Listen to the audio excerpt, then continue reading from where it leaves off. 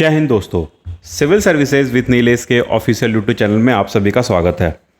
आज की लेक्चर हमारी सॉइल ज्योग्राफी के ऊपर लेक्चर होने वाली है। इससे पहले हमारी क्लाइमेटोलॉजी, ओशियोनोग्राफी पूरी तरीके से कंप्लीट हो चुकी है with answer writing. Answer writing के साथ ये हमारी लेक्चर आपकी कंप्लीट हो चुकी है। आज से जो हमारी लेक्चर चलेगी ये ऑलमोस्ट 2 to 3 लेक्चर होने वाली है सॉइल ज्योग्राफी के ऊपर। इसमें हम लोग आज की लेक्चर में इंडिया से रिलेटेड बातें करेंगे, कल के लेक्चर में हम लोग कुछ वर्ल्ड से रिलेटेड भी बातें कर लेंगे। तो चलिए आज की लेक्चर में हमें क्या पढ़ना है सबसे पहले हम लोग वो देख लेते हैं। इससे पहले अगर आपने मेरी ओशियोनोग्राफी और क्लाइमेटोलॉजी की लेक्चर नहीं देखी है तो आप वो लेक्चर को जरूर कंप्लीट कर लें, आंसर राइटिंग प्रैक्टिस कर लें। बहुत डिटेल में हर एक चीज़ हुआ है। आप बिल्कुल ऐसा ना समझें कि ये फ्री कोर्सेज है तो इसका कोई आपको बेनिफिट नहीं मिलने वाला। ये आपके लिए 100% फ्री है, लेकिन ये बहुत ही ज़्यादा यूज़फुल होने वाला है। ट्रस्ट मी, हमारी ऑर्गेनाइजेशन आपके लिए बहुत अच्छा काम कर रही है। चलिए आज के लेक्चर में हम लोग क्या देखने वाले, सबसे पहले उसको क्विकली देख लेते हैं। आज हम लोग देखेंगे, सबसे पहले देखेंगे कि फॉरेस्ट से रिलेटेड बातें करेंगे, जैसे status of forest report, forest report. उसके बाद हम लोग क्या देखेंगे, सोशल फॉरेस्ट्री से ऊपर बातें करेंगे, सोशल फॉरेस्ट्री से रिलेटेड। टाइप्स ऑफ फॉरेस्ट देखेंगे, टाइप्स ऑफ फॉरेस्ट देखेंगे। ये तो हो गई हमारी फॉरेस्ट से रिलेटेड बातें। इसके बाद हम लोग क्या करेंगे, इसके बाद हम लोग सॉइल से रिलेटेड बातें करेंगे, जैसे क्या क्या फैक्टर्स हैं आपके, factors affecting formation of soil, formation of soil. And then उसके बाद हम लोग देखेंगे types of soils in India. Then उसके बाद देखेंगे हम लोग सॉइल डिग्रेडेशन के बारे में, जो भी प्रॉब्लम्स है सॉइल से रिलेटेड वो सब चीज़ें हम लोग देखेंगे। तो आज की लेक्चर हमारी मे भी थोड़ी सी बड़ी हो सकती है, लेकिन हम लोग इन 6 टॉपिक को पूरी डिटेल में बहुत ही अच्छे से समझने की कोशिश करेंगे और इसे पढ़ेंगे मेंस के पर्सपेक्टिव से। चलिए स्टार्ट करते हैं, हम लोग फॉरेस्ट रिलेटेड बातें करते हैं। सबसे पहले देखो, सबसे पहला है हमारा इंडियन फॉरेस्ट एंड सॉइल। ये तो पूरा टॉपिक हो गया। हम लोग सबसे पहले देखने वाले हैं इंडियन फॉरेस्ट रिलेटेड बातें। मैं क्या करता हूँ, आपको एक ओवरव्यू देता हूँ थोड़ा सा इससे रिलेटेड कि हम लोग चीज़ों को समझें कैसे। आप चीज़ों को क्या करो, इंटरलिंक करके चलो। अब वो इंटरलिंक कैसे करना है वो मैं आपको अभी बता रहा हूँ। आप सपोज मैंने आपको मॉनसून से रिलेटेड बहुत सारी बातें की थी, इंडियन क्लाइमेटोलॉजी में मॉनसून से रिलेटेड मैंने बातें की थी। मैंने क्या कुछ आपको बताया था, सपोज मैंने ये डायग्राम यूज़ किया था आपके लिए। आप बस चीज़ों को इंटरलिंक करते चलते रहना, आप देखना चीज़ों को बहुत जल्दी समझ जाओगे। ये मैंने कुछ आपको डायग्राम बना के दिखाया था। आप ड्यूरिंग मॉनसून क्या होती थी वो देखो। आप ड्यूरिंग मॉनसून मतलब जो हमारी रेनी सीजन होती थी उसमें क्या होता था, ये कुछ ऐसे आपकी विंड फ्लो होती थी, कुछ ऐसे जाके ये बिकॉज ऑफ कोरियलिस फोर्स ये wind right hand side divert होती थी, और कुछ ऐसे ये आपको देखने को मिलेगा ये ऐसे कुछ फ्लो करती थी। ये जो एरिया था आपका, ये एरिया आपका वेस्टर्न घाट का रीजन था, ये एरिया आपका ईस्टर्न घाट का रीजन हो गया। आई होप यहाँ तक चीज़ें क्लियर होगी। ये कुछ आप ले लो, अपनी हिमालय रेंजेस से रिलेटेड बातें कर लो, ठीक है। अब आप देखोगे ये कौन सी विंड हो गई इधर साइड से, south west monsoon wind. Branch कौन सा हो गया, Arabian Sea branch, Arabian Sea branch. वहीं इधर कौन सा ब्रांच हो गया, Bay of Bengal branch, Bay of Bengal branch हो गया इधर से। ये भी आपका साउथ वेस्ट मॉनसून विंड हो गया। अब आप देखोगे कि ये जो साउथ वेस्ट मॉनसून विंड है ये वेस्टर्न घाट पे ये बहुत ही ज़्यादा रेनफॉल क्रिएट करता है। इसका जो रेनफॉल होता है वेस्टर्न घाट पे वो बहुत ही ज़्यादा प्रेसिपिटेशन आपको मोर देन 200 सेंटीमीटर ज़्यादा देखने को मिलता है। सेम ये देखो आप बे ऑफ बंगाल से होकर जा रही है, तो इधर जो मेघालय का रीजन हो गया, असम का रीजन हो गया, त्रिपुरा का रीजन हो गया, इधर भी आपको प्रेसिपिटेशन रेनफॉल बहुत ज़्यादा देखने को मिलेगा। सेम आप देखोगे इधर आपका कुछ अंडमान एंड निकोबार आइलैंड्स वगैरह हो गया। इधर भी देखोगे आप तो आपको प्रेसिपिटेशन बहुत ज़्यादा देखने को मिलेगा। सेम ऐसे ही आपको ये लक्षद्वीप वाला एरिया हो गया, इधर भी आपको रेनफॉल देखने को मिल जाएगा। तो ये आप देखोगे, अब चीज़ों को आप इंटरलिंक करो। सपोज मैंने रेनफॉल देख लिया कि रेनफॉल इस एरिया में मैक्सिमम हो रहा है, इसका मतलब क्या है कि जहाँ रेनफॉल ज़्यादा होगा वहाँ पे कैसा फॉरेस्ट मिलेगा, एवरग्रीन फॉरेस्ट मिलेगा। वहाँ पे हमेशा क्या मिलेगा आपको, एवरग्रीन फॉरेस्ट। वहीं आप आगे बात करते हैं, ये हो गया आपका अरावली हिल्स। इधर देखोगे आप कि ये जो विंड है, साउथ वेस्ट मानसून विंड है, ये क्या हो रहा है, ये आपका पैरेलली फ्लो कर दे रहा है, परपेंडिकुलरली उससे टच नहीं हो रहा है, इसलिए यहाँ पे रेनफॉल ओरोग्राफिक इफेक्ट के हेल्प से रेनफॉल क्रिएट नहीं हो रहा। तो इधर का जो एरिया हो गया, मैं यहाँ पे कलर चेंज कर लेता हूँ, ये जो एरिया हो गया, ये एरिया आपका एरिड रीजन हो जाएगा, यहाँ पे रेनफॉल नहीं होगा। तो यहाँ पे आपको कैसा फॉरेस्ट देखने को मिल जाएगा, थॉर्न फॉरेस्ट। वहीं देखोगे आप कि साउथ वेस्ट मानसून विंड का इंटेंसिटी जैसे जैसे अंदर ये जाती है वैसे वैसे इसकी इंटेंसिटी कम हो जाती है, इंटेंसिटी कम हो जाती है। तो इधर आपको कैसा फॉरेस्ट देखने को मिलेगा, इधर आपको डेसिडियस फॉरेस्ट देखने को मिलेगा। कैसा फॉरेस्ट मिलेगा, डेसिडियस फॉरेस्ट। ये एरिया भी आपका, ये सब एरिया क्या है, यहाँ पे रेनफॉल बहुत मिनिमल है, आपको डेसिडियस फॉरेस्ट देखने को मिल जाएगा। वहीं कुछ एरिया है, जैसे ये सुंदरबन का एरिया हो गया, ठीक है, ये उड़ीसा साइड का एरिया हो गया, यहाँ पे आपको क्या देखने को मिल जाएगा, स्वाम्पी, जो आपका दलदला क्षेत्र होता है वहाँ पे वैसे फॉरेस्ट देखने को मिल जाएंगे। तो आप इन पूरे चीज़ों को एक बस मॉनसून के पैटर्न से, आप रेनफॉल के पैटर्न से सारी चीज़ों को आप समझ सकते हो फॉरेस्ट के बारे में। ऐसे ही चीज़ों को अगर इंटरलिंक कर लोगे आप तो आपके लिए एग्ज़ाम बहुत ईजी होने वाली है। उम्मीद करता हूँ यहाँ तक चीज़ें आपकी क्लियर होगी। अब इससे आगे बातें करते हैं। Indian forest, India's boost of a variety of vegetation owing to the diverse climatic condition। वही मानसून से related. Important forest type in India includes tropical evergreen and semi evergreen forest, tropical deciduous forest, tropical thorn forest, mountain forest जो mountain region में मिलेंगे आपको, littoral and swamp forest. ये सब जितने ही forest हैं ये आपको इंडिया में ईजिली देखते हुए मिल जाएगा। अब हम लोग देखते हैं स्टेटस ऑफ इंडिया फॉरेस्ट। ये रिसेंट, ये आपका 2021 का रिपोर्ट है। मैंने अपने कुछ दिन पहले का ही देखोगे, प्रीलिम से पहले का, तो मैंने आपको India status of forest report दिखाया था, ठीक है, India status of forest report 2023 के बारे में मैंने एक कंप्लीट वीडियो बनाया था, बहुत ही डिटेल में हुआ था। मैंने वहाँ भी आपको ये बताया था कि ऐसे क्वेश्चन आपको मेंस में देखने को मिल जाते हैं।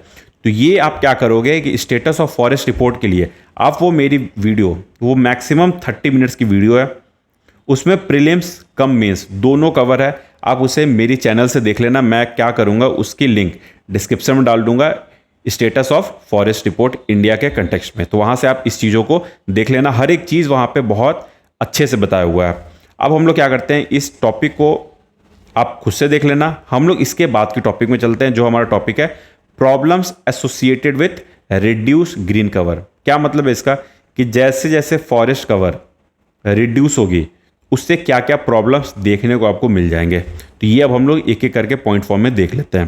पहला प्रॉब्लम क्या हो सकता है, carbon sinks under threat, reduced forest cover. जैसे जैसे आपकी फॉरेस्ट कवर रिड्यूस होगी वैसे वैसे आप देखोगे कि जो CO2 की कंसंट्रेशन होगी वो इंक्रीज हो जाएगी, क्योंकि फॉरेस्ट जो होती है वो CO2 को अपने फोटोसिंथेसिस के प्रोसेस में यूज़ करता है। Reduce forest cover leads to increase CO2 that leads to global warming. तो इस पॉइंट को आप ध्यान रख सकते हो। क्लाइमेट रेगुलेशन डिस्टर्प्टेड, जैसे जैसे क्लाइमेट फॉरेस्ट, जैसे जैसे ग्रीन कवर कम होगी वैसे वैसे सेकंड प्रॉब्लम क्या हो सकता है, climate regulation disrupted. Forest influence local climate, rainfall, temperature, ये सारे इन्फ्लुएंस होंगे। अब deforestation disrupt these natural processes. तो इस बात को आप नोट डाउन कर सकते हो। अब आगे कुछ और बात कर लेते हैं, एक दो और पॉइंट देख लेते हैं। उससे पहले मैं आपको कुछ एडवर्टीजमेंट कर देता हूँ। हमारी ये जो नोट्स है, इस नोट्स को आप हमारी चैनल से, हमारी चैनल पे आप कांटेक्ट कर सकते हो। यूपीएससी EM टॉपर से, यूपीएससी EM टॉपर्स, वहाँ से आप कॉन्टैक्ट कर सकते हो, वहाँ से आप परचेस कर सकते हो, या तो हमारी आप साइट विजिट कर सकते हो नीलेश एयर 442, यहाँ से आप परचेस कर सकते हो, या मैं इसकी लिंक आपको डिस्क्रिप्शन में दे दूंगा, वहाँ से भी आप परचेस कर सकते हो, या इसकी लिंक आपको कमेंट बॉक्स में मिल जाएगी। तो ये जो भी आप नोट्स देख रहे हो, ये बहुत ही कंसाइज नोट्स बनाया हुआ है, एग्जाम के पर्सपेक्टिव से बनाया हुआ है। आप इस नोट्स को अपने यूज़ के लिए आप बहुत अच्छे से यूज़ कर सकते हो। साथ ही साथ अगर मिनोमिक्स से रिलेटेड बातें करनी है तो उसके लिए भी आप हमारी टीम से कॉन्टैक्ट कर सकते हो, परचेस कर सकते हो। अभी हमारी GS1 और GS4 की मिनोमिक्स अवेलेबल है, एथिक्स की एंड GS1 पेपर की, तो आप हमारी साइट से ये विजिट करके परचेस कर सकते हो। इसी के साथ साथ बहुत हमारी फ्री कोड प्रोग्राम्स भी चल रही है, जैसे आप यूट्यूब पे देख लो, यूट्यूब पे हमारी अभी मेंस की लेक्चर चल रही है ज्योग्राफी से रिलेटेड। इसी के साथ साथ बहुत सारी आंसर राइटिंग की प्रैक्टिस खुद नीलेश सर आपको करवाने वाले हैं, वो सारी फ्री होगी। इसी के साथ साथ हमारी जब प्रीलिम्स आएगा 2026 का, फिर से हमारी प्रीलिम्स डेडिकेटेड यूट्यूब पे फ्री बैचेस भी आने वाली है। तो इस चैनल के साथ आप बने रहें, बहुत चीज़ें आपके बेनिफिट के लिए होने वाली है। चलिए अब आगे बात करते हैं। थर्ड प्रॉब्लम क्या हो सकता है? Heat wave vulnerability, reduce forest cover, exacerbate heat waves. वहीं फोर्थ पॉइंट क्या हो सकता है? रेनफॉल पैटर्न को ये इरिटेट कर सकता है, उससे प्रॉब्लम क्रिएट कर सकता है, सॉइल इरोजन को लीड कर सकता है, रिड्यूस प्रोडक्टिविटी कर सकता है, लॉस ऑफ लाइवलीहुड। मतलब जितने भी आप जनरल पॉइंट दे सकते हो, वो जैसे जैसे फॉरेस्ट कवर कम होगा वैसे वैसे ये सारी चीज़ें आपको देखने को ईजिली मिल जाएंगे। तो उम्मीद करता हूँ ये सारी पॉइंट आपने समझ ली होगी। अब हम लोग नेक्स्ट टॉपिक जो हमारी होने वाली है, जैसे हमने फॉरेस्ट रिपोर्ट के बारे में देख लिया, उसका लिंक आप डिस्क्रिप्शन में डाल दूंगा, आप वहाँ से देख सकते हो। साथ ही साथ मैंने कुछ प्रॉब्लम्स भी बताया आपको, फॉरेस्ट को कैसे इंटरलिंक करना आपने वो समझ लिया रेनफॉल के पैटर्न से। अब हम लोग नेक्स्ट टॉपिक देखते हैं। ये जो हमारी टॉपिक है ये हमारी सोशल फॉरेस्ट्री के ऊपर, सोशल फॉरेस्ट्री के ऊपर ये हमारी टॉपिक है। इसको हम लोग देखते हैं। It is a land management approach that aims to increase tree cover and improve the livelihood of rural communities through the involvement of local people. देखो हम लोग जनरली ये देखते थे कि फॉरेस्ट गवर्नमेंट के अंदर आ रही है, फॉरेस्ट गवर्नमेंट के अंदर आ रही है, तो इसे कंजर्व करना, इसे प्रोटेक्ट करना किसके हाथ में होनी चाहिए? तो हमें लगता था कि ये गवर्नमेंट के हाथ में होनी चाहिए, जो कहीं ना कहीं सही है। लेकिन ये एक टर्म आ गया सोशल फॉरेस्ट्री, मतलब अब से फॉरेस्ट गवर्नमेंट का नहीं है, अब ये फॉरेस्ट इंडिया के पब्लिक के पास भी है, इसके राइट्स इंडिया के पब्लिक के पास भी है, कि अब पब्लिक की ये रिस्पॉन्सिबिलिटी है कि जो फॉरेस्ट है उसे अब पब्लिक कंजर्व करे। इसे ही अब हम लोग कह रहे हैं social forestry. It is a land management approach that aims to increase tree cover and improve the livelihood of rural communities through the involvement of local people. I hope ये point आपका क्लियर होगा। Emphasis is on planting tree, tree cover बढ़ाना है that meet the social and economic needs, मतलब socially तो वो benefit करें ही, साथ साथ इकोनॉमिक भी जो रूरल एरिया है उनको वो बूस्ट करे, needs of local communities while also providing environmental benefits. मतलब सारे चीज़ को कवर किया जा रहा है, सोशल बेनिफिट भी हो, इकोनॉमिक बेनिफिट भी हो, और साथ ही साथ अपने इन्वायरमेंट को भी वो बेनिफिट करे। तो यही जो सोशल फॉरेस्ट्री है इसका ऑब्जेक्टिव है। आई होप ये पॉइंट आपका क्लियर होगा। The term social forestry was first used in India in 1976 by the National Commission on Agriculture। ये सब फैक्ट है, इसको ध्यान रख सकते हो। ये सब फैक्ट अगर आप एग्जाम में यूज़ कर लोगे तो वो आपके आंसर को इन्हांस कर देगा। Social forestry first time use कब हुआ था? 1976 में नेशनल कमीशन ऑन एग्रीकल्चर के द्वारा। अब देख लेते कुछ टाइप, देख लेते सोशल फॉरेस्ट्री के टाइप। सबसे पहला है वो है हमारा फार्म फॉरेस्ट्री। फार्म फॉरेस्ट्री इसके बारे में कुछ देख लेते हैं। Encourage farmers to integrate trees into their existing agriculture land. इसमें जनरली करते क्या है, ये जो एग्रीकल्चर लैंड हो गया, गवर्नमेंट कह रही है कि आप साइड साइड में ट्री कवर कर दो, इससे क्या हो गया, ट्री कवर भी हो गया। तो यही चीज़ यहाँ हो रही है। बेनिफिट क्या होगा इसका? Protection to crops, reduce soil erosion, offers additional income through timber, fruits. ये सारे तरीके हो गए। ये आपने ये सब गाँव में देखा होगा। ये सब example, planting rows of Glycidia on farmland borders, providing wind protection, improve soil fertility and offer a source of fodder for stocks. I hope ये पहला वाला आपका बिल्कुल क्लियर होगा। सेकंड देख लो आप, कम्युनिटी फॉरेस्ट्री, लोकल कम्युनिटीज। अब ये क्या हो गया, ये पूरे एक सपोज एक विलेज के लिए ही हो गया, ये उनके अंडर ये फॉरेस्ट आएगी। Local communities actively participate in management of forest on degraded और वेस्ट लैंड, उसे ही हम लोग क्या कह रहे हैं, सोशल फॉरेस्ट्री। इसकी बेनिफिट क्या हो सकती है, fuel wood, fodder, forest management skills, foster sense of ownership and responsibility for the forest well beings. तो ये इनके कुछ बेनिफिट्स हो गए, बहुत जेनरिक बेनिफिट्स है, आप लिख सकते हो। और भी कुछ कुछ पॉइंट अगर आप जो मतलब बेनिफिट है उसके बारे में सोच रहे हो तो आप उस पॉइंट को भी लिख सकते हो। एग्जाम्पल क्या हो गई, joint forest management programme in India is a successful example of community forestry where communities collaborate with the government to manage degraded forest. क्या हो गया ये, कम्युनिटी फॉरेस्ट्री। आई होप ये सेकंड भी आपका क्लियर होगा। इसके पहले हम लोग ने दोनों को देखा था, वो था आपका रूरल के लिए, लेकिन ये देखोगे तो ये आपका अर्बन एरियाज के लिए है। ठीक है, जैसे पार्क्स वगैरह हो गया, वहाँ पे आप फॉरेस्ट लगा सकते हो, स्ट्रीट स्कैप्स में लगा सकते हो, जैसे जो बीच में डिवाइडर होता है ना रोड के, यहाँ भी आप फॉरेस्ट लगा सकते हो, साइड में भी फॉरेस्ट लगा सकते हो। तो ये सब तरीका होता है सोशल फॉरेस्ट्री का। बेनिफिट क्या हो सकती है, improve air quality, provide shade, reduce noise pollution, enhance aesthetic, contributes to psychological wellbeings. Example देख लो, मियावाकी मेथड, इससे क्वेश्चन आपका प्रीलिम्स में पूछ रखा है। A dense urban afforestation technique is gaining popularity in Indian cities to create pocket forest with ecological benefits। तो ये इनकी एग्जाम्पल हो गई अर्बन फॉरेस्ट्री की।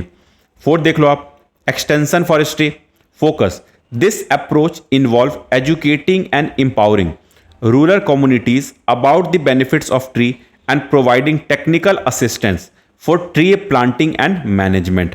तो एक्सटेंशन फॉरेस्ट्री का क्या मीनिंग हो गया, ये जो अप्रोच है ये इन्वॉल्व करता है आपके एजुकेटिंग एंड एम्पावरिंग, ये भी रूरल एरिया से रिलेटेड है, कम्युनिटीज को अबाउट द बेनिफिट, ये मतलब एनकरेज करता है कि आप फॉरेस्ट लगाइए, बेनिफिट बताता है, टेक्निकल असिस्टेंस देता है कि आप ट्री प्लांटिंग करें, उनकी मैनेजमेंट करें, तो इसे ही आप एक्सटेंशन फॉरेस्ट्री कहते हो। ये सब एक तरह देखा जाए तो गवर्नमेंट के द्वारा ही होता है, किसी एनजीओ वगैरह के द्वारा होता है, लेकिन ये मोटिवेट किसको कर रहा है, तो पब्लिक को मोटिवेट कर रहा है, जनरल पब्लिक को, जो आपके रूरल एरिया से एसोसिएटेड है। बेनिफिट क्या क्या हो सकता है, help raise awareness about the importance of social forestry, empowers communities to take ownership of tree planting initiative. तो इनकी बेनिफिट्स हो गए। एग्जाम्पल देख सकते हो आप, government agencies and NGO often organize workshops and training program for rural communities on topics like tree selection, seeding propagation, sustainable forest management practice. ये सारी इनकी कुछ एग्जाम्पल हो गए एक्सटेंशन फॉरेस्ट्री से रिलेटेड। वहीं नेक्स्ट देख लो, फिफ्थ नंबर, एग्रो फॉरेस्ट्री। इसके बारे में आपने बहुत पढ़ा होगा। This combine trees and shrubs with crop production, मतलब फॉरेस्ट की भी ख्याल रखो आप, साथ ही साथ एग्रीकल्चर प्रैक्टिस भी करो। बेनिफिट क्या हो सकती है, help in nitrogen fixation, improve करता है फर्टिलिटी को सॉइल का, wind protection for crops, secure income like fruits, timber, ये सब कुछ बेनिफिट्स हो गए। Example, integrating and to fixing tree like sesbania in agriculture fields can improve soil fertility and reduce dependence on chemical fertilizer। तो ये बात हो गई हमारी एग्रो फॉरेस्ट्री से रिलेटेड। आई होप ये पॉइंट भी आपका क्लियर होगा। तो ये देखो, ये पांचों आप ध्यान रख सकते हो। अगर क्वेश्चन आपसे पूछ ले सोशल फॉरेस्ट्री से ऊपर, आप कुछ इनके बारे में बता दो।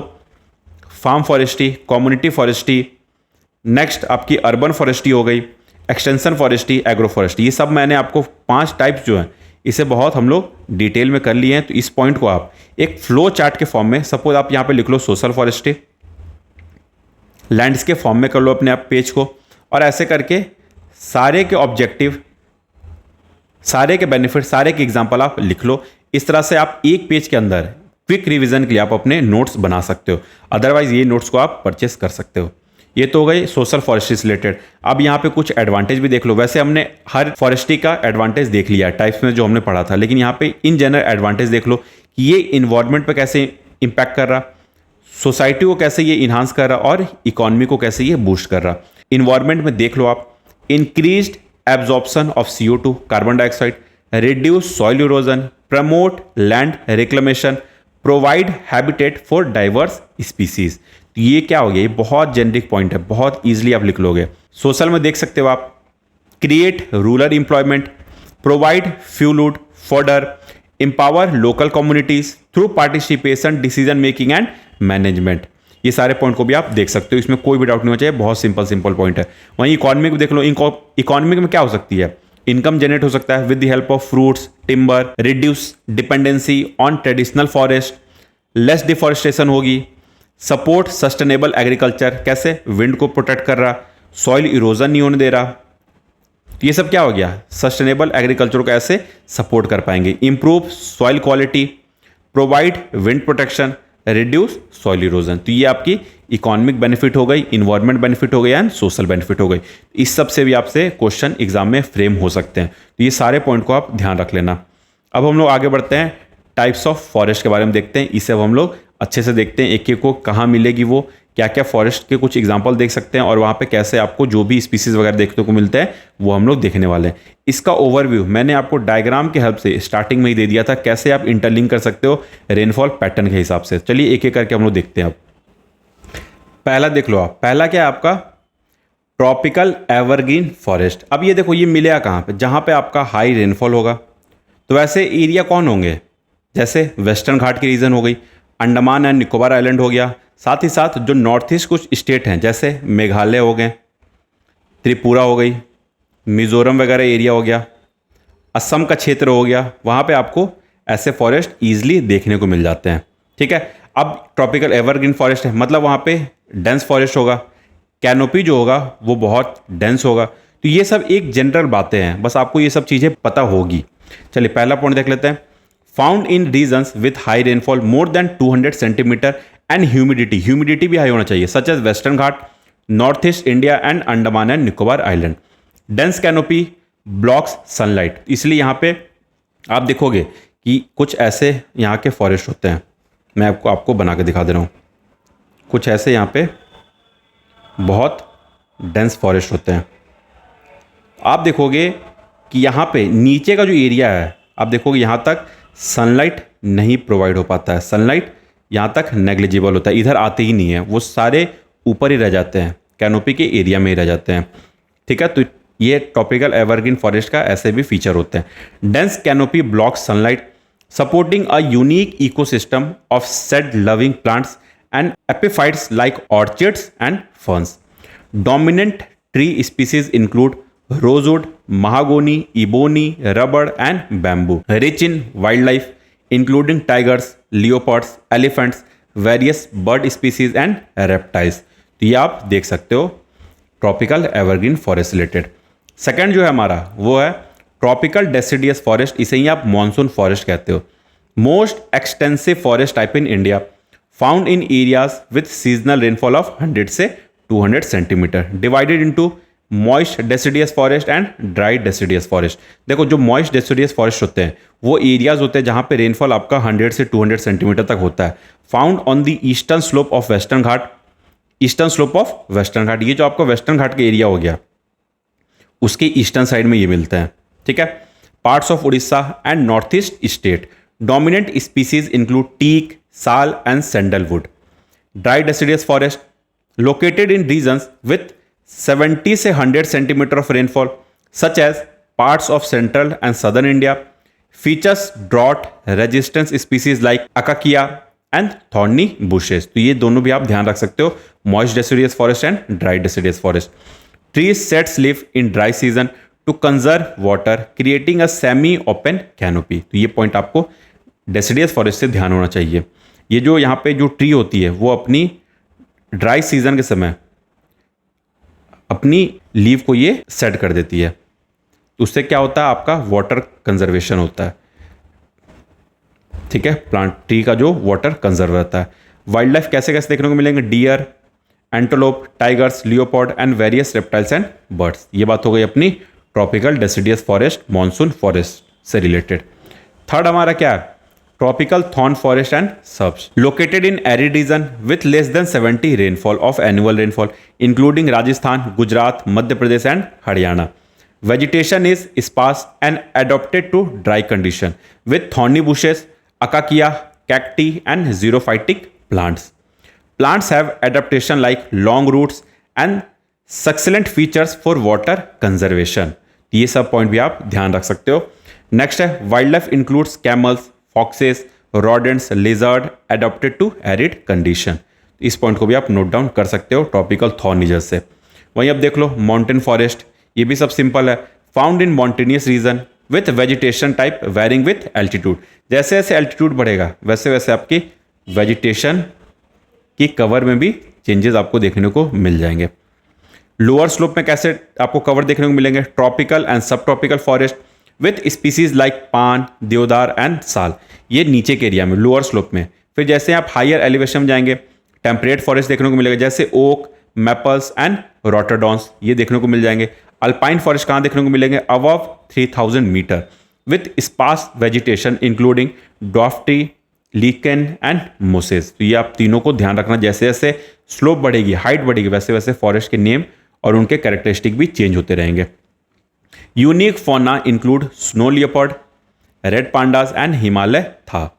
नेक्स्ट अपना फिफ्थ मैनग्रोव फॉरेस्ट, इनके बारे में आप कुछ देख लेते हैं। लोकेटेड इन कोस्टल रीजन, ये ऑब्वियस बात है, मैनग्रोव तो कोस्टल रीजन में देखने को मिलेंगे। Notably the Sundarban, West Bengal and coastal area of Andhra Pradesh and Orissa, यहाँ पे आपको मैंग्रोव फॉरेस्ट देखने को मिल जाते हैं। कैरेक्टरिस्टिक क्या है? ये सॉल्ट टॉलरेंट प्लांट्स होते हैं, like Sundari, palms, एवेकेनिया, adapted to सेलाइन, ये लोग सब सारे सेलाइन को अडॉप्ट कर रहे होते हैं। साथ ही साथ ये जो एरिया है यहाँ पे वाटर लॉक कंडीशन होता है।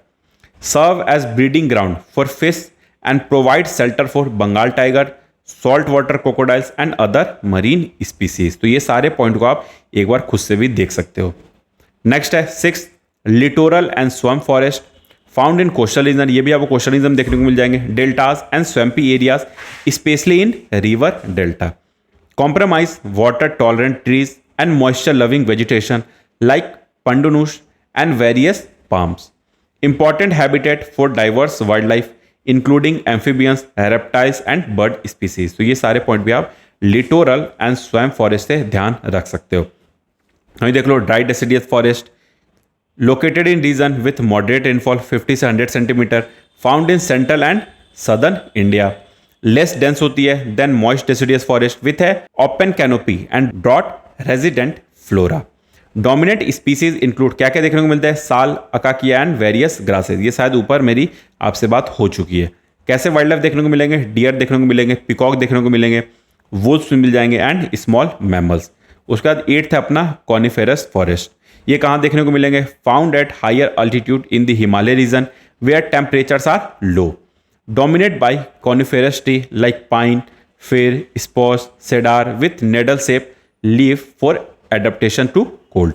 Fauna include Himalaya bears, musk deer and monal pheasants. तो ये तीनों भी आप कॉनिफेरस फॉरेस्ट से ध्यान रख सकते हो। तो ये एक तरह से आप टोटली आप समझ लो एक फैक्ट भरा है, इसमें किसी भी तरह कोई चीज़ आपको समझाने वाली नहीं है। आप बस इसे एक बार खुद से रीड कर लेना और चीज़ों को समझना, और इसका आप एक शॉर्ट में हैंड आउट खुद से बना लेना। चलिए इसके बाद हम लोग अपने सेकेंड सेगमेंट की ओर चलते हैं, सॉइल को देखते हैं। ये हमारा इंपॉर्टेंट है, इससे क्वेश्चन पूछे भी हुए हैं, आगे ही पूछेंगे, तो इसके बारे में डिटेल में पढ़ते हैं। देखो सॉइल बेसिकली होता क्या है? ये एक तरह से रॉक डेब्रिस है, लेकिन इसके अंदर आपको ऑर्गेनिक मैटर और कुछ मेटेलिक मैटर्स भी देखने को मिल सकते हैं। और इसकी जो यूज़ है ये आपकी प्लांट के ग्रोथ में बहुत ज़्यादा होती है, इसे ही आप शॉर्ट में सॉइल कहते हो। आई होप ये पॉइंट क्लियर होगा। Soils are a mixture of rock debris and organic matters essential for the growth of plant, इसे ही आप सॉइल कह रहे हो। अब हमें देखना क्या है? सबसे पहले देखना है हमें कि क्या क्या फैक्टर हैं जो अफेक्ट कर रहे हैं आपके सॉइल के फॉर्मेशन में। ठीक है, factors affecting formation of soil, उसे अब हम लोग एक एक करके देखते हैं। देखो यहाँ तो चीज़ें लिखी हुई है, लेकिन मैं क्या करता हूँ आपको एक पेज ऐड करता हूँ, उसमें समझाता हूँ अपने तरफ से कुछ एडिशनल पॉइंट कि क्या क्या फैक्टर होते हैं जो आपके सॉइल के फॉर्मेशन में हेल्प करते हैं। तो हमारी हेडिंग क्या हो जाएगी? Factors that influence. ये कुछ एडिशनल पॉइंट है, ऊपर भी कुछ पॉइंट है, सारे को आप इंक्लूड करके एक आंसर फ्रेम कर लेना। Influence soil formation. तो अगर आप पहला देखोगे, पहला क्या फैक्टर है जो आपके सॉइल फॉर्मेशन में हेल्प कर रहा है, तो वो है आपका रॉक। ये जो रॉक है ये क्या डिसाइड करता है? ये डिसाइड करता है water holding capacity. Water holding capacity. अब इसके बारे में थोड़े डिटेल में देखते हैं। सपोज कोई एक रॉक है जिसके अंदर आपका जो सिलिका का कंटेंट है, रॉक के अंदर अगर उसके अंदर सिलिका का कंटेंट ज़्यादा है तो वैसे रॉक जो होते हैं उसको आप कोरस ग्रेन सॉइल के फॉर्मेशन में देख सकते हो। वैसे सॉइल कैसे होंगे? कोरस ग्रेन सॉइल, जहां पे सिलिका का कंटेंट ज़्यादा होगा। अब कोरस ग्रेन सॉइल है, सिलिका का कंटेंट ज़्यादा है, इसका मतलब क्या है? इसकी जो वाटर होल्डिंग कैपेसिटी है वो आपकी लेस हो जाएगी। आई होप ये पॉइंट आपका क्लियर होगा। ये क्या हो गया? इनवर्सली प्रोपोर्शनल हो गया। सिलिका का कंटेंट ज़्यादा है तो उसकी वाटर होल्डिंग कैपेसिटी लेस हो जाएगी। एग्जाम्पल आप लिख सकते हो, जैसे ग्रेनाइट हो गई। ग्रेनाइट के बारे में अगर देखोगे आप तो इसका सिलिका का जो कंटेंट है वो ज़्यादा हो रहा है, इसका मतलब है वाटर होल्डिंग कैपेसिटी लेस हो रहा है। ये आपको देखने को कहाँ मिल जाएगा? इन जनरल रेड सॉइल के अंदर देखने को मिलेगा। मतलब रेड सॉइल का जो वाटर होल्डिंग कैपेसिटी होता है वो बहुत लेस होता है क्योंकि वहाँ पे सिलिका का कंटेंट ज़्यादा है। अब सेकंड हम लोग बात करते हैं जो ऐसे रॉक हैं जिनका सिलिका कंटेंट आपका कम है। एक में देखिए आप ज़्यादा है, एक में देखिए आप सिलिका कंटेंट कम है। तो ये ऐसे जो सॉइल होंगे इनको आप कहोगे फाइन ग्रेन सॉइल। ये जो सॉइल होती है ये बहुत बारीक होती है। ये ऐसे जो सॉइल होते हैं इनकी वाटर होल्डिंग जो कैपेसिटी है वो बहुत ज़्यादा होता है। एग्जाम्पल आप ले सकते हो बसाल्ट रॉक। इसका अगर देखोगे बसाल्ट रॉक में तो यहाँ पे सिलिका का कंटेंट कम होता है और वाटर होल्डिंग कैपेसिटी ज़्यादा होता है। आपको ये देखने को कहाँ मिल जाएंगे? ब्लैक सॉइल में। आई होप ये पॉइंट आपका क्लियर होगा। ठीक है, ये सारे पॉइंट, ये पहले पॉइंट आपका क्लियर होगा। अब हम लोग चलते हैं सेकंड में। सेकंड देखते हैं। सेकंड हमारा ये फर्स्ट हो गया। सेकंड क्या फैक्टर हैं जो आपके सॉइल के फॉर्मेशन में हेल्प करते हैं, सॉइल के फॉर्मेशन को वो बताते हैं। सेकंड है वो हमारा क्लाइमेट। अब क्लाइमेट क्या है? क्लाइमेट जैसे आपके विंड हो गए, सनलाइट हो गए, रेनफॉल हो गए, रिवर हो गई, स्नो हो गई, हाई टेम्परेचर हो गई। ये सब क्या है? क्लाइमेट का पार्ट है। तो ये सब एक तरह से क्या है? ये सब एक तरह से एजेंट है जो आपके सॉइल के फॉर्मेशन में यूज होते हैं। आई होप ये पॉइंट भी आपका क्लियर होगा। एजेंट है जो आपके सॉइल के फॉर्मेशन में यूज होते हैं। अगर इन जनरल आप देखोगे, अगर इनके बारे में देखोगे कि ये इनका रोल क्या है, क्लाइमेट का रोल क्या है, तो ये बेसिकली आपके डिसाइड करते हैं रेट ऑफ डेनुडेशन को। आई होप ये सारी पॉइंट आप लिखते जा रहे होंगे और ये सारी पॉइंट आपकी क्लियर भी होगी। अब डेनुडेशन के अंदर देखोगे आप तो 3 टाइप के होते हैं, मतलब 3 लेयर्स में होते हैं। सबसे पहले होता है आपका weathering, and then erosion, and then transportation, and then deposition. I hope ये सारी बातें क्लाइमेट से रिलेटेड आपकी क्लियर होगी। ये तो हो गया सेकंड। अब अगर इसके बाद थर्ड देखोगे तो ये आप लिखते चलना साथ में। थर्ड अगर देखोगे तो वो है आपका टोपोग्राफी। रिलीफ भी, टोपोग्राफी जिसे आप क्या कह रहे हो? रिलीफ। ये भी डिसाइड करता है कि वहाँ की सॉइल कैसी होगी। ठीक है। फोर्थ क्या हो सकता है? ऑर्गेनिज्म। फोर्थ क्या अपना? ऑर्गेनिजम्स। जैसे आप इसका एक एग्जांपल ले सकते हो, जैसे आपकी जो राइजोबियम होती है, वो क्या है? एक तरह से बैक्टीरिया चेंज करती है नाइट्रोजन में इनटू नाइट्रोजन। राइजोबियम एक बैक्टीरिया है। राइजोबियम क्या है? एक बैक्टीरिया है जो आपकी नाइट्रोजन को चेंज करती है नाइट्रेट में। ठीक है, तो ये ऑर्गेनिज्म का ये यूजफुल हो गया। उसके बाद और क्या है? सबसे इंपॉर्टेंट टाइम। जैसे जैसे टाइम बढ़ते जाएगा वैसे वैसे सॉइल की क्वालिटी इन्हांस होती जाएगी। उम्मीद करता हूँ ये सारी बात आपसे मेरी क्लियर होगी। ठीक है। अब अगर आप कुछ यहाँ और एडिशनल देख लोगे तो वो देख सकते हो, जैसे नोट करके आप लिख सकते हो कि क्या क्या डिफरेंट रोल होती है, different role perform by rock. जैसे आपने देखा रॉक सॉइल के फॉर्मेशन में यूज़ कर रहा है, वैसे ही क्या क्या डिफरेंट रोल है जो आपकी रॉक जो है वो परफॉर्म कर रही है। Different role perform by rocks, ठीक है। इसको आप ऐसे लिख सकते हो, सेंटर में आप रॉक लिख लो, रॉक्स, ठीक है। अब उसको आप ऐसे ही लिख सकते हो जैसे डिस्ट्रीब्यूशन ऑफ सॉइल में यूज़ होती है कि वहाँ का सॉइल कैसा होगा, ठीक है। नेक्स्ट टेक्सचर ऑफ सॉइल को डिसाइड करती है, टेक्सचर ऑफ सॉइल को डिसाइड करती है।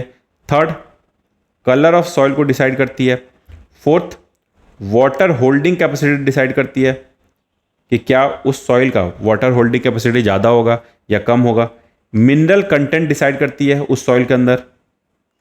And then last soil fertility को डिसाइड करती है, सॉइल फर्टिलिटी को डिसाइड करती है क्या वो सॉइल फर्टाइल होगा या इनफर्टाइल होगा। तो ये पॉइंट को भी आप नोट डाउन कर सकते हो अपने आंसर में, अगर इससे रिलेटेड क्वेश्चन पूछ ले तो आप इजीली लिख सकते हो। ये तो बात हो गई हमारी factors affecting formation of soil. अब यहाँ पे कुछ एडिशनल बात देखते चलते हैं। पहला क्या है हमारा रिलीफ, जिसे आप टोपोग्राफी भी कहते हो। स्लोप, अगर स्टीपर स्लोप होगा तो वहाँ पे जो इरोजन जो प्रोसेस होगी वो बहुत ज़्यादा इंटेंसिव होगी, फास्टर होगी। तो वो क्या करिए आपकी thinner and less develop soil देखने को मिल जाएगा। जहाँ पे स्टीपर स्लोप होगा वहाँ पे जो सॉइल होगा वो बहुत थिन होगा और लेस डेवलप्ड होगा। वहीं जहाँ पे जेंटल स्लोप होगा वहाँ पे बेटर वेदरिंग होगा and accumulation of organic matter होगा। तो वहाँ पे जो सॉइल होगा वो बहुत रिच डेवलप्ड होगा, रिच सॉइल डेवलपमेंट। तो ये पॉइंट को आप ध्यान रखना, रिलीफ का रोल। वहीं नेक्स्ट देख लो आप ड्रेनेज का रोल। ड्रेनेज में जैसे क्या होगा, अगर वेल ड्रेन्ड एरिया है तो वो क्या अलाउ करता है, allow for water to percolate, influence nutrient leaching and mineral composition, ठीक है। तो इस पॉइंट को भी ध्यान रख सकते हो। अगर पुअरली ड्रेन्ड एरिया होगा, ये सारे हम लोग अब रिलीफ के अंदर ही देख रहे हैं, अगर पुअरली ड्रेन्ड एरिया होगा वहाँ क्या होगा, can lead to water logging, affect O2 availability and plant growth. वहीं कुछ एस्पेक्ट की बात कर लेते हैं। अगर साउथ फेसिंग स्लोप होगा इन नदर्न हेमिस्फीयर तो वो क्या करेगा, सनलाइट ज़्यादा रिसीव करेगा, faster decomposition of organic matters and potentially dry soils well developed soil. तो इस बात को भी आप नोट डाउन कर सकते हो। वहीं अगर नॉर्थ फेसिंग स्लोप रहेगा, स्लोअर डिकम्पोजिशन होगा, cooler moisture soils plus less organic matters. तो इस पॉइंट को भी आप नोट डाउन कर सकते हो। स्लोप, ड्रेनेज एंड एस्पेक्ट, ये सारी बातें किससे हो गई, रिलीफ से रिलेटेड, इसको आप नोट डाउन कर सकते हो। सेकंड देख लो parent material, that means bedrock के बारे में बात हो रहा। अब इसमें पहला हमारा mineral composition. The type of rock the soil forms from determines its initial mineral content. Example granite weathers into sandier soil, basalt weathers into clay rich soil. तो इसको ध्यान रखना, पेरेंट मटेरियल पे भी आपका सॉइल का फॉर्मेशन डिपेंड करता है। नेक्स्ट हमारा chemical composition. Parent material can influence soil fertility. Example rock rich in certain minerals such as calcium और potassium can contribute to a more fertile soil. तो इसको ध्यान रख सकते हो आप केमिकल कंपोजिशन को। थर्ड हमारा है क्लाइमेट से रिलेटेड बातें। अभी हमने क्या देख लिया, पेरेंट मटेरियल देख लिया और इसके साथ साथ रिलीफ के बारे में देख लिया। अब हमारा है क्लाइमेट। इसमें टेम्परेचर का रोल देख लो। अगर वार्मर टेम्परेचर हो गया तो एक्सेलरेट करता है rate of chemical weathering, releasing mineral for soil formation. वहीं अगर कोल्ड टेम्परेचर है slow down the process. Rainfall area है, अगर हाई रेनफॉल है तो वो क्या करेगा, leaching of nutrient from upper layer. वहीं लो रेनफॉल है सेलिनाइजेशन इन एरिड रीजन। तो इस पॉइंट को भी आप नोट डाउन कर सकते हो। ये हो गई फॉर्मेशन से रिलेटेड कुछ बातें। अब कुछ और पॉइंट देख लेते हैं आगे। Fourth vegetation and other forms of life. इसे आप क्या कह रहे हो, बायोटा।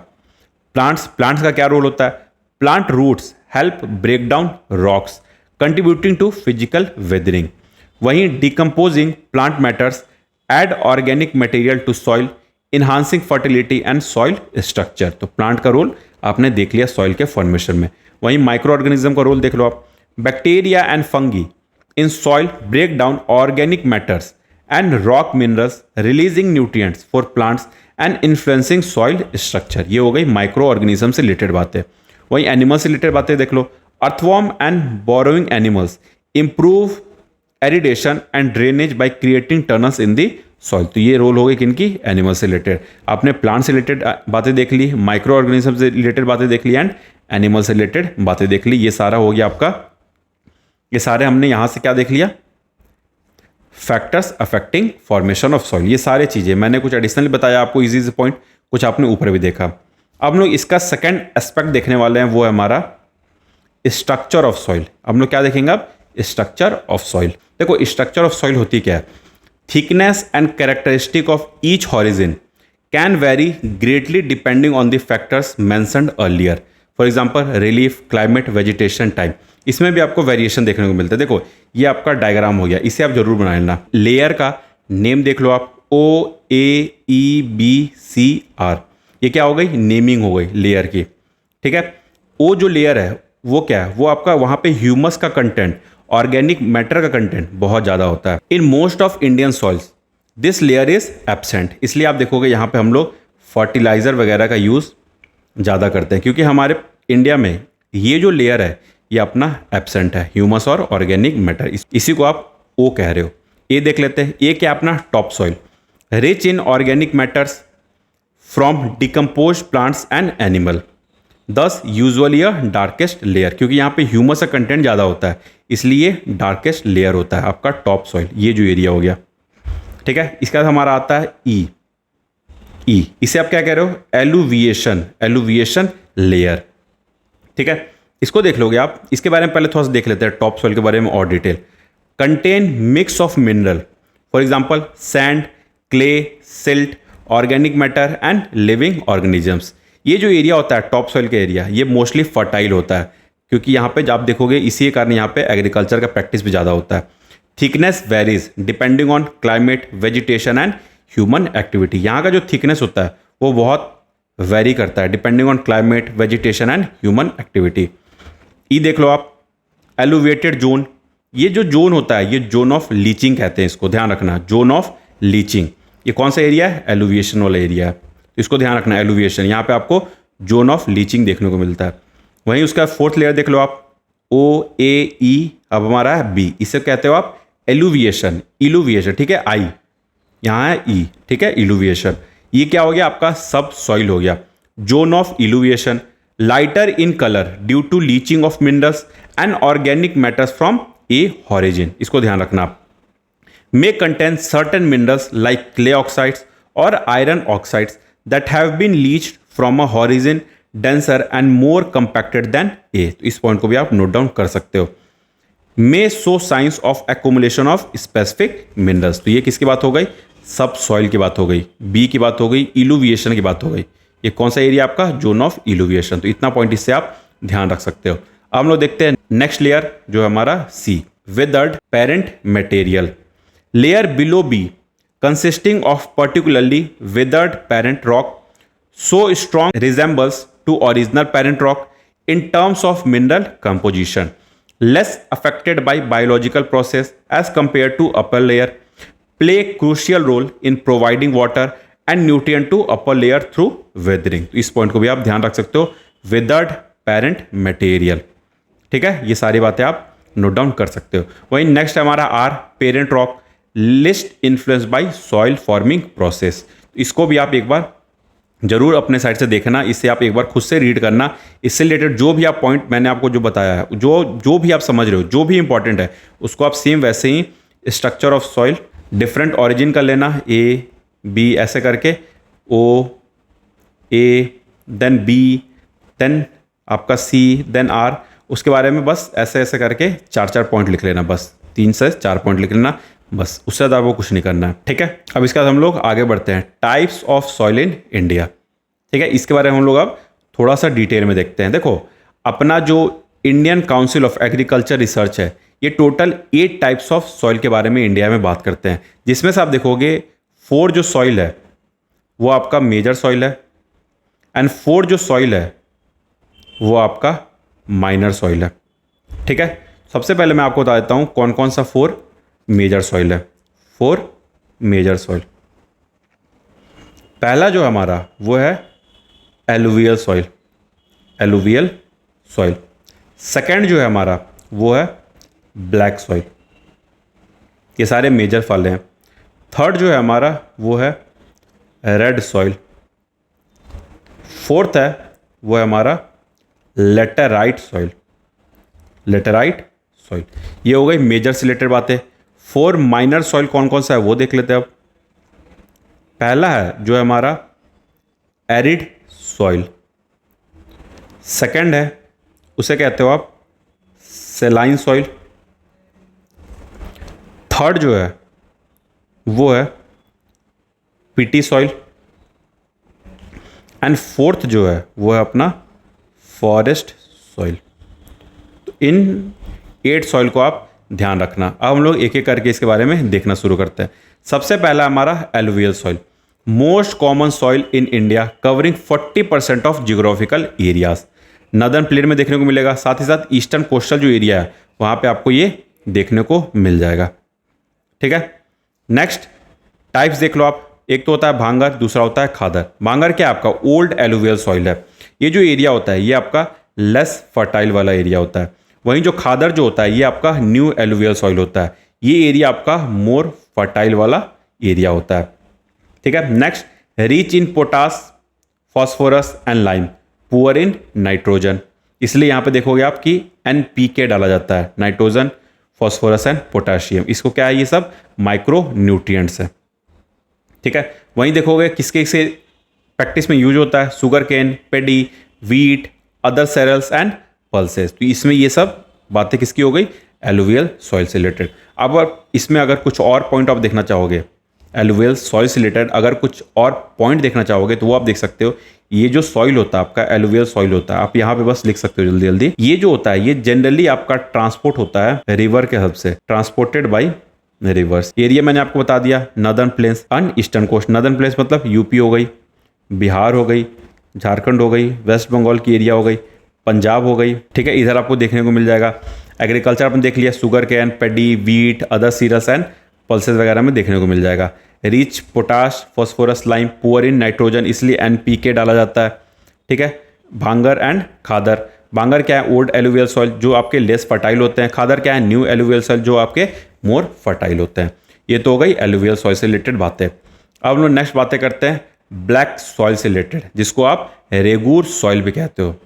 अगर आप देखोगे ब्लैक सॉइल के बारे में तो यहाँ पे मैंने आपको बताया था कि जिस सॉइल का सिलिका कंटेंट लेस होगा वहाँ की वाटर होल्डिंग कैपेसिटी हाई होगी। सेम यहाँ पे आपको ये देखने को मिलता है ब्लैक सॉइल के अंदर सिलिका का कंटेंट लेस होता है। क्यों, क्योंकि यहाँ पे जो रॉक है वो आपका बसाल्ट रॉक है। आई होप ये पॉइंट आपका क्लियर होगा, बसाल्टिक रॉक मिलता है। Third common soil in India after alluvial, red and black. प्लेटू of Maharashtra, MP, Chhattisgarh also extend in south east direction along Godavari and Krishna river. इधर आपको ब्लैक सॉइल देखने को मिल जाएगा। Rich calcium carbonate, magnesium, potash, iron, aluminium. Poor किस में होते हैं, नाइट्रोजन में, फॉस्फोरस में, ऑर्गेनिक मैटर्स में।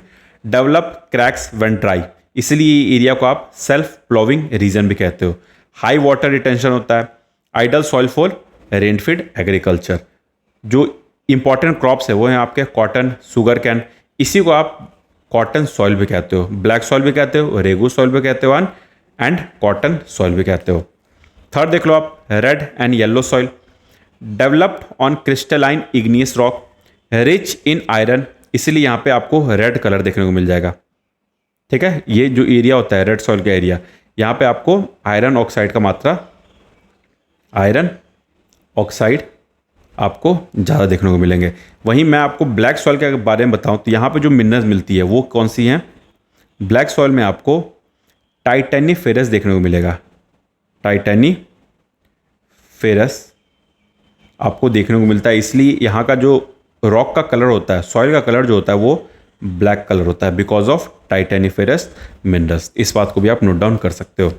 Red soil, developed on crystalline igneous rock, rich in iron, इसलिए यहाँ पे रेड कलर होता है। Become yellow when iron occurs in hydrated form, yellow in parts of Orissa and Chhattisgarh. यहाँ पे ये जो रेड कलर, जो रेड सॉइल है उसका कलर यहाँ पे येलो हो जाता है उड़ीसा एंड छत्तीसगढ़ के रीजन में। Found in areas of low rainfall in eastern and southern part of Deccan plateau, along pediment zone of Western Ghat, poor in nitrogen, phosphorus and humus, fertile if finely grained, fertile if finely grained. Important crops क्या क्या है? wheat, cotton, pulses, tobacco, oil seeds and potato. ये बात हो गई हमारी red soil से related. Fourth हमारा laterite soil. In wetter margins, the red soil converts into laterite soil. Acidic soil unusable for cultivation. ये जो soil जो है ये क्या है? Acidic soil है. Poor in plant nutrient, nitrogen, phosphate, calcium. Rich किस में होते हैं? Iron oxide, potash. ठीक है. Found in southern state, Western Ghat region of Maharashtra, Orissa, some parts of West Bengal and north east region. ज़्यादातर आपको यहाँ पे टी, कॉफ़ी, कैश्यू यही सब के प्लांटेशन आपको देखने को मिल जाएंगे. ये तो बात हो गई हमारी 4 मेजर सॉइल से रिलेटेड. अब हम लोग 4 माइनर सॉइल से रिलेटेड बातें करेंगे. पहला हमारा arid soil, sandy and saline soil होता है. Lack of moisture, humus and nitrogen देखने को मिलेगा. Phosphorus is advocate, include calcium, kankar, nodules which reach the top soil layer by capillary action. Can be cultivated if irrigation available. Example, Indira Gandhi canal project has helped cultivate these soils found in Rajasthan and in around the Thar desert. इधर आपको arid soil देखने को मिल जाएंगे. इसके बाद में आप देख सकते हो. सिक्स्थ हमारा सलाइन सॉइल. इसी को आप उसरा सॉइल भी कहते हो. ये जो एरिया होता है ये बिल्कुल इनफर्टाइल होता है. Large proportion of salt of sodium, potassium and magnesium यहाँ पे आपको देखने को मिल जाएंगे. Found in arid and semi arid region of Rajasthan, Punjab, UP, Haryana, Gujarat, Maharashtra. इधर आपको सलाइन सॉइल देखने को मिल जाएंगे. वहीं देख लो आप पीटी सॉइल के बारे में बात कर लेते हैं.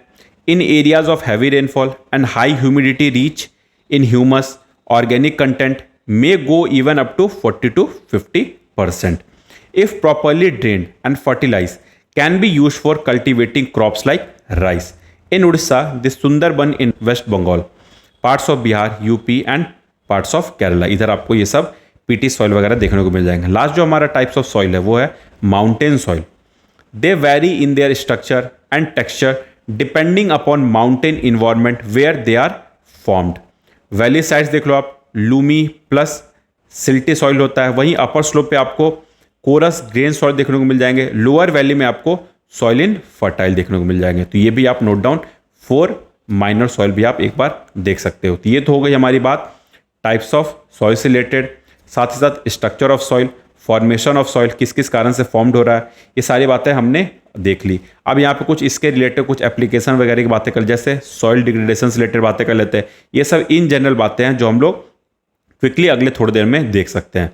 देखो सॉइल डिग्रेडेशन जो है ये है क्या? सॉइल डिग्रेडेशन होता क्या है? Decline in the quality and health of soil. वहाँ जो न्यूट्रिएंट कंटेंट है, जो उसकी सॉइल की हेल्थ है वो अब डिग्रेड हो गई है, उसे ही आप सॉइल डिग्रेडेशन कह रहे हो. It is the gradual process caused by various factors जैसे that diminish this soil ability to support life. अब किस किस कारण से आपका सॉइल डिग्रेड हो रहा है? देखो इसमें आपका नेचुरल और एंथ्रोपोजेनिक बोथ इंक्लूड होते हैं. ठीक है. नेचुरल कैसे? जैसे सॉइल इरोजन हो गई. Wind and water can wear away top soil, the most fertile layer. This happens due to deforestation, unsustainable farming practice and over grazing. वहीं सेकंड देख लो आप, chemical degradation, excessive use of fertilizer and pesticide. जो हरियाणा पंजाब में अभी चल रहा है ये यही सब के कारण चल रहा है. हरियाणा पंजाब जो एरिया हो गया वहाँ पे देखोगे आप धीरे धीरे सॉइल वहाँ का आप सेलाइन हो गया है. मतलब कैपिलरी एक्शन के कारण जो सॉल्ट का जो कंटेंट है अब वो टॉप सॉइल के ऊपर आ चुका है, ऊपर की ओर आ चुका है. तो यहाँ का जो फर्टिलिटी है अब वो डिक्लाइन होना शुरू कर दिया है. Excessive use of fertilizer and pesticide can disrupt the natural balance of nutrient and soil organism. Second, improper use of chemical can lead to salinization, unsustainable for plant growth. Improper irrigation practice can lead to an increase in acidity of soil. यही आपका unsustainable for plant growth को lead करता है. Third point क्या है हमारा? Physical degradation. Activities like mining, construction and heavy machinery, traffic can damage soil structure and reduce fertility. ये क्या बात हो गई हमारी? Causes for soil degradation. अब वहीं आप देख लोगे कैसे कैसे सॉइल डिग्रेडेशन को प्रिवेंट किया जाए. सस्टेनेबल लैंड मैनेजमेंट कर लें आप. Practice like crop rotation, cover cropping, no tillage, ये सब तरीके से आप सस्टेनेबल लैंड प्रैक्टिस यूज़ कर सकते हो और साथ ही साथ सॉइल के डिग्रेडेशन को आप रोक सकते हो। Help maintain soil health and reduce erosion. Second क्या है, afforestation and reforestation. Improve soil structure, prevent wind erosion, adds organic matter. इससे भी आपका सॉइल डिग्रेड होने से बच सकता है। Terracing, building terraces on sloping land slows down water flows, reducing soil erosion on hill side. ठीक है, ये तो बात हो गई कैसे हम लोग सॉइल को कंजर्व करेंगे। वहीं अब हम लोग नेक्स्ट थर्ड इसके अंदर देख लेते हैं, इम्पैक्ट ऑफ सॉइल डिग्रेडेशन। जैसे जैसे सॉइल डिग्रेड हो रहा है उसका क्या क्या आप अपने इम्पैक्ट देख सकते हो। सबसे पहला तो है कि एग्रीकल्चर का प्रोडक्टिविटी ही डिक्लाइन हो जाएगा। Example Punjab, excessive use of fertilizer, degrade हो गया soil fertility, decline in yields. वहीं वाटर स्कैरसिटी को भी लीड करेगा। Degraded soil has less ability to retain moisture. Example regions like Maharashtra. Loss of biodiversity, example आप Western Ghat वगैरह में देख लो, जैसे जैसे बायोडाइवर्सिटी लॉस हो रहा है, ये क्या ये सब रीजन है, इम्पैक्ट है सॉइल डिग्रेडेशन का। Rare endemic species like blind skink reliant on healthy soil for survival. ठीक है, तो इसको भी आप देख सकते हो, लॉस ऑफ बायोडाइवर्सिटी को। वहीं लाइवलीहुड का भी लॉस होगा due to decrease yields, desertification को लीड कर जाएगा। जैसे डिफॉरेस्टेशन जो है वो इन फ्यूचर आपके डेजर्टिफिकेशन को भी लीड कर जाता है। आई होप ये पॉइंट आपका क्लियर होगा। उसके बाद पब्लिक हेल्थ के साथ इशू होगा, जैसे डिग्रेडेड जो सॉइल होगा वो आपका लेस इफेक्टिव होगा एट फिल्टरिंग पॉल्यूटेंट्स, जो आपको लीड करेगा contaminated water source that can impact our public health. ठीक है, तो ये सब बातें भी आप नोट डाउन कर सकते हो। इम्पैक्ट भी देख सकते हो आप एक बार, प्रिवेंशन ऑफ सॉइल डिग्रेडेशन देख सकते हो आप, कॉजेज ऑफ सॉइल डिग्रेडेशन, और ये हमने पूरे सॉइल डिग्रेडेशन के बारे में पढ़ लिया। इसी के साथ हमारी आज के लेक्चर की जो मोटिव थी, हमें जो आज के लेक्चर में पढ़ना था वो हमने 1 आवर में अप्रॉक्स सारी चीज़ें बहुत अच्छे से क्रिस्प वे में, जो आपके मेंस के लिए यूज़ है, ये प्रीलिम्स के लिए ये लेक्चर नहीं है, ये आंसर राइटिंग के लेक्चर है, तो ये आपके मेंस के पर्सपेक्टिव से ये चीज़ें हमारी यहीं एंड होती है। सेकेंड क्लास में हम लोग क्या करेंगे, सॉइल से रिलेटेड, सॉइल ज्योग्राफी से रिलेटेड जो और कुछ बातें हैं वो हम लोग इसके सेकेंड लेक्चर में कंप्लीट करेंगे। उसी लेक्चर में हम लोग कोशिश करेंगे कि आंसर राइटिंग भी कर लें। 2 लेक्चर में आपका अपने तरफ से मैं सॉइल ज्योग्राफी, फॉरेस्ट से रिलेटेड बातें सारे कुछ कंप्लीट कर लेंगे। आज का हमारा टॉपिक यहीं एंड होता है। Thank you so much for being patience in my class. Have a wonderful day. All the best for your upcoming mains exam and other PCS mains exam. Thank you so much. All the best.